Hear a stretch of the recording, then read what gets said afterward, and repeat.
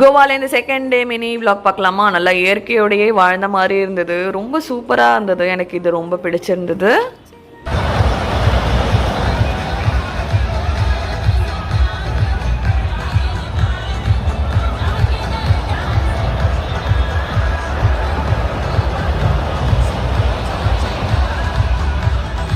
Night நேரத்தில் அப்படியே அந்த அலையோட சத்தத்தை கேட்டுட்டு அப்படியே மைண்ட் காமிங்காக இருக்கிற நேரத்தில் ஐஸ்கிரீம் சாப்பிட்டோன்னு வச்சுக்கோங்களேன், எப்பா இது போதுண்டா அப்படிங்கிற மாதிரி இருக்குது திருப்தியாக.